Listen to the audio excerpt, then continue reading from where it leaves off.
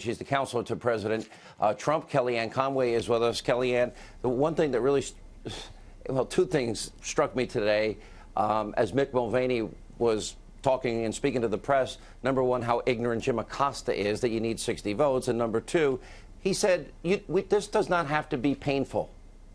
Obama and the Democrats made it more painful than it needed to be. That will not be the case this time.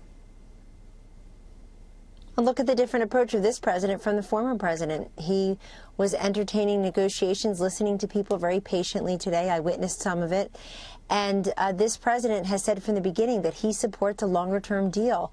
You've got the Democrats now on the wrong side of history with the tax cuts, which already have yielded millions of Americans benefiting from pay raises and bonuses and capital investments and repatriation of wealth. If you voted against a tax cut last month, you voted against 20,000 jobs from Apple this month. And the same thing is happening now. The Democrats tonight are on the wrong side of history. They're against veterans and children, our Border Patrol agents, our firefighters. They're against the Pentagon when our Secretary of Defense says that military readiness is in peril. So you've got Donald Trump, our president, very cleverly having the Democrats be against CHIP, a children's health plan, which will imperil many, many children who rely upon that. All we're asking for is a longer-term deal that funds our military, that gets that wall, the border security. The president has said he'll talk about DACA. Sean, there's a deadline approaching tonight, but the deadline's not DACA. That's in March. The deadline tonight is a spending bill to keep our government open. Yeah.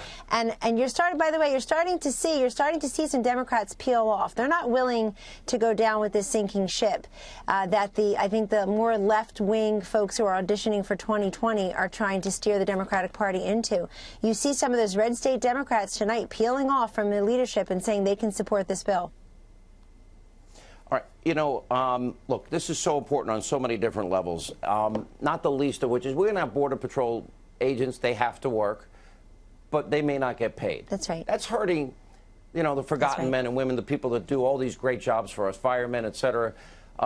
If it's only till February 8th, and Chuck Schumer, does he not know that they don't have control of this and that he's trying to weaponize and threaten the American people with a big shutdown? Because that's the language that he used and Pelosi used just 5 years ago.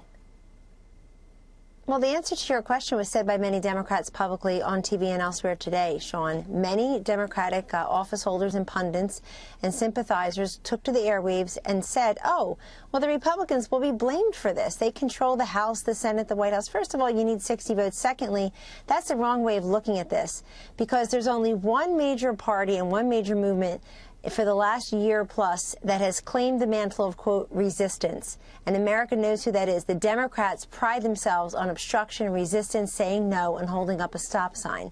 So people will know the same folks who resisted giving the forgotten men and forgotten women tax cut last month are getting in their way of those who live paycheck to paycheck of getting that paycheck. They know this is the paycheck president, Donald Trump, versus folks who be so petty about DACA before the deadline even is upon us, that they would deny people their paychecks. And that really is regrettable. I hope they change their mind, and I hope they see toward I think the value of keeping the government open.